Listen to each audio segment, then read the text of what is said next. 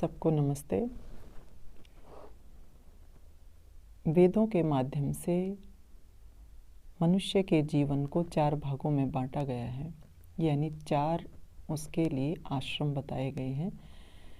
पहला है ब्रह्मचर्य आश्रम, दूसरा गृहस्थ आश्रम, तीसरा वानप्रस्थ आश्रम और चौथा है संन्यास आश्रम। गृहस्थ आश्रम को हमारे ऋषियों ने सबसे बड़ा आश्रम बताया है और गृहस्थी में पति पत्नी के अलावा जिसके माध्यम से गृहस्थी आगे बढ़ती है वो उसकी संतान होती है। और कोई भी व्यक्ति ये नहीं चाहता कि हमारी संतान निकम्मी हो, बेकार हो और ऐसी संतान जो सामाजिक हानि करने वाली हो, परिवार की प्रतिष्ठा को खराब करने वाली हो। ऐसी संतान कोई भी नहीं चाहता। सब उत्तम संतान चाहते हैं, सब अच्छी संतान चाहते हैं, आज्ञाकारी, संस्कारी और जो है माता पिता के नाम को रोशन करने वाली ऐसी संतान सभी चाहते हैं। परंतु चाहने मात्र से कोई चीज़ मिलती नहीं है, उसके लिए प्रयास करना पड़ता है, पुरुषार्थ करना पड़ता है।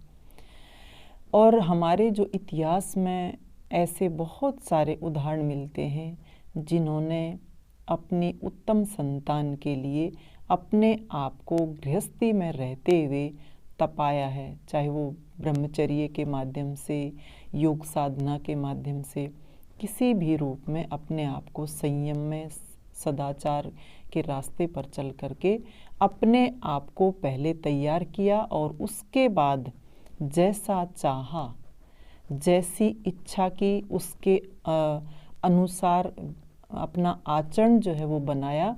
उसके बाद जो है निश्चित रूप से उनके घर में अच्छी संतान का आगमन हुआ।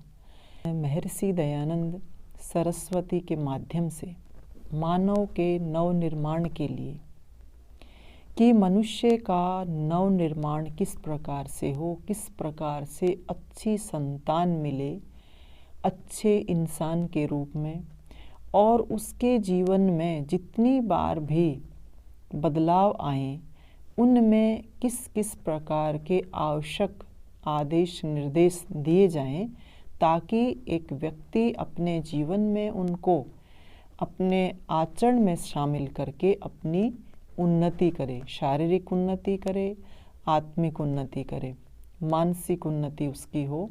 तो इस तरह से जो 16 संस्कार महर्षि दयानंद के माध्यम से दिए गए हैं वो पूरी तरह से वैज्ञानिक उनका रूप है, धार्मिक स्वरूप है।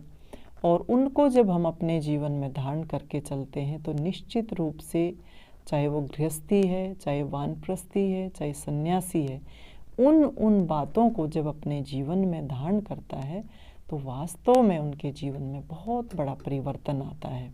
तो यहाँ पर हम गृहस्थी की बात कर रहे थे, तो गृहस्थी के लिए जो संस्कार बताया है गर्भाधान संस्कार, कि बच्चे संतान के आगमन के लिए हम किन किन बातों की तैयारी करें। सबसे पहली बात है कि हमारा जो आचरण है वो किस प्रकार का हो और हम जो है अपनी जो दैनिक दिनचर्या है वो किस प्रकार की हम बिताएं।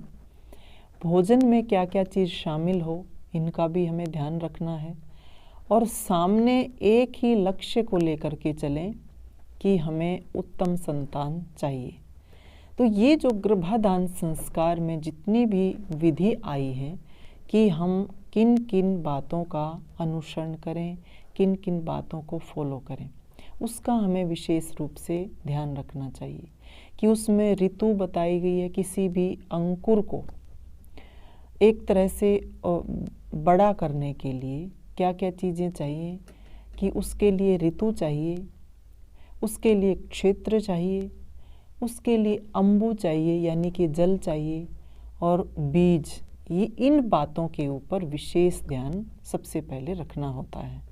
और उसके बाद जब गर्भाधान संस्कार किया जाता है तो उसमें उस संस्कार में, क्योंकि कोई भी जब संस्कार किया जाता है 16 के 16 संस्कारों में अग्निहोत्र जो है वो आवश्यक है। जिस प्रकार से बिना आटे के रोटी बन नहीं सकती, ठीक इसी प्रकार से बिना अग्निहोत्र के कोई भी संस्कार नहीं होता। तो जब अग्निहोत्र होता है और उसमें जो आहुतियाँ डाली जाती हैं, मंत्रों के माध्यम से आहुति डाली जाती हैं, तो गर्भाधान संस्कार जब होता है कि पति और पत्नी को किन किन बातों का ध्यान रखना होता है कि वो उत्तम संतान के लिए इतना प्रयासरत है, तो उसको उन बातों का अनुसरण करना होता है। तो सबसे पहला जो है ये कहा गया है, निरुक्त में कहा गया है कि अंगाद अंगाद संभवसी हृदयादधि जायसे आत्मा वै पुत्र नामासी सजीव शरद शतम। अब निरुक्त जो है में क्या कहा गया है कि माता पिता के जो है अंग अंग का निचोड़ होती है उसकी संतान, और अगर उसको और ज़्यादा अतिशयोक्ति रूप में रखना हो तो ये कहा गया कि एक तरह से माता पिता की आत्मा ही होती है एक संतान। तो जब गर्भाधान होता है उस समय ये कहा गया कि पति और पत्नी को अपने जो उसके अंदर सबसे महत्वपूर्ण विशेषता होती है उसको सामने रखना चाहिए, अपने उस पराक्रम को जो है सामने रखना चाहिए, ताकि उत्तम संतान वो बना सकें, नव निर्माण जो है उसका कर सकें। आगे जो मंत्र आते हैं 20 मंत्रों के माध्यम से आहुति डाली जाती है, तो उसमें जो है एक पति के माध्यम से पत्नी को क्या एक तरह से उससे प्रार्थना की गई है, क्योंकि पति से केवल हेरिडिटी मिलती है, संक्रमण मिलता है, लेकिन पत्नी से इन्वायरमेंट भी मिलता है कि वो अपने बच्चे को 9 महीने गर्भ में रखेगी। तो जो इन्वायरमेंट है उसका सबसे ज़्यादा प्रभाव जो है वो बच्चे के ऊपर पड़ता है। तो उसको इन्वायरमेंट कैसा देना है, यही बात जो है पति के माध्यम से कही गई है कि वो एक ऐसे मनुष्य के निर्माण की कल्पना कर रहे हैं, ऐसे मनुष्य के निर्माण के लिए पुरुषार्थ कर रहे हैं जो इस दुनिया में आकर के दुनिया को जो है आगे बढ़ाने का काम करे, सृष्टि को आगे बढ़ाने का काम करे, अग्रणीय बने, समाज की उन्नति करने वाला जो है वो जो एक मानव हो, एक ऐसी जो है आत्मा इस दुनिया में आ रही है। उसके लिए क्या कहा गया है कि अग्नि, वायु, सूर्य, चंद्रमा आदि जितने भी देवता हैं वो सब जो है इसकी रक्षा करें।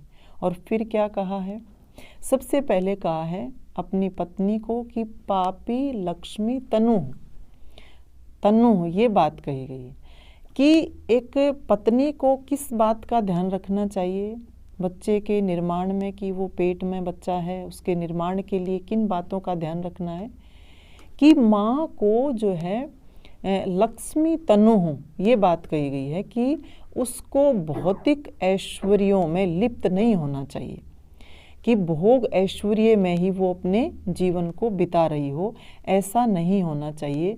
जो माँ इस तरह से भौतिक ऐश्वर्यों में ही जो है डूबी रहती है, लीन रहती है, तो बच्चा भी इसी प्रकार का जो है इसी तरह के विषयों में इस तरह से जो है वो धन दौलत में अपने आप को लीन करता रहेगा। तो ये कहा कि नहीं, भौतिक जो है ऐश्वर्य तो हो, लेकिन उसके साथ साथ आध्यात्मिक विचारों से उस माँ को एक तरह से ओतप्रोत होना चाहिए। दूसरी बात क्या कही है, पति घनी तनु, कि जो पत्नी है उसको जो है पति का हनन करने वाली नहीं होना चाहिए। पति का हनन का मतलब हन होता है, हनन कहते हैं हिंसा को, कि जब पति और पत्नी में आपस में झगड़ा होता है, एक दूसरे से वो ईर्ष्या करते हैं, घृणा करते हैं, तो ऐसे माहौल में जब प्रेम नहीं होता तो वहाँ पर एक तरह से हिंसा होती है। तो तो ये कहा कि हिंसा वाली पत्नी नहीं होनी चाहिए, पति से घृणा करने वाली पत्नी नहीं होनी चाहिए, नहीं तो इसी तरह से घृणा से उत्पन्न ही संतान पैदा होगी। तीसरी जो अपेक्षा की गई, इच्छा की गई, अपुत्र्या तनुः, कि पत्नी को जो है बांझ नहीं होना चाहिए। अगर पत्नी बांझ होगी तो फिर किस प्रकार से बच्चे को जन्म दे सकती है, ये असंभव सी बात है। चौथी बात क्या कही गई है कि अपसव्या तनुः। अपसव्या का मतलब होता है कि पति घनी में और अपसव्या में फ़र्क है। कि अपसव्या क्या है कि पत्नी जो है पति से प्रेम तो करती है, लेकिन पति के जो एक तरह से उसके जितने भी कार्य हैं और जिसकी उन्नति अवनति जिसके ऊपर टिकी हुई, उसके ऊपर उसका कोई ध्यान नहीं होता, उपेक्षा का भाव रहता है, उसका वो सहयोग किसी भी रूप में नहीं करती है। तो ये का अपसव्या तनुः, कि अगर इस तरह से पत्नी अपने पति का सहयोग नहीं करेगी, अगर असहयोगी भावना उसकी रहेगी तो बच्चा भी ऐसा ही रहेगा, क्योंकि बच्चे को जो है सहयोगी भाव उसके अंदर ज़रूर आना चाहिए, ऐसा उसको बनाना है। तो ये 4 बातें विशेष रूप से एक पति अपनी पत्नी से कह रहा है कि उसको ऐसा बनना है। जब वो इस तरह से चिंतन मनन करेगी तो उसकी संतान पे उसका बहुत ज़्यादा प्रभाव पड़ेगा। और आप देखिए कि वो इन्वायरमेंट दे रही है, और इन्वायरमेंट में जो है संस्कारों को बदला जा सकता है कि जीवात्मा कैसे संस्कार लेकर के आई थी, लेकिन माँ के सानिध्य में आकर के, माँ के जो है गर्भ में आकर के, और माँ जिस प्रकार का भाव अपनी संतान के प्रति रख रही है, इसी प्रकार का भाव जो है जब उस बच्चे के अंदर आता है तो उस बच्चे के संस्कार जो है वो बदलते हैं। और कैसी संतान चाहिए? ऐसी संतान चाहिए जो उनके जीवन में आकर के उनको जो है सुख प्रदान करे। समाज के लिए ऐसी संतान उपयोगी संतान बने, माता पिता की प्रतिष्ठा को आगे बढ़ाने वाली हो। आज हो क्या रहा है, समस्या कहाँ है कि इस बात के ऊपर किसी का ध्यान होता नहीं है। ये भी पता नहीं होता पति पत्नी को कि अब कोई दुनिया में एक नया मेहमान आने वाला है, उनको कुछ पता ही नहीं है। बेहोशी में जो है इस तरह से जब गर्भाधान होता है तो इसी प्रकार की संतान होती है। पति पत्नी कामुकता से जब एक जीव की नींव रखते हैं तो इस बात को नकारा नहीं जा सकता कि वो जो बच्चा है इस दुनिया में आएगा वो भी कामुकता से भरा हुआ आएगा। हम बहुत ज़्यादा शिकायत करते हैं कि आज की संतान ऐसी हो गई वैसी हो गई। ये संतान का कसूर नहीं है, ये कसूर है तो पति पत्नी का कसूर है कि वो पहले से तैयारी नहीं करते कि हमें ऐसी संतान चाहिए। ये अपने आप में एक बहुत बड़ा प्रोजेक्ट है। गृहस्थ जीवन में अगर अच्छी संतान नहीं मिलती है तो किसी बहुत हद तक जो है माता पिता उसके जिम्मेदार होते हैं, और अगर वो जिम्मेदार होते हैं तो फिर रोना किस बात का।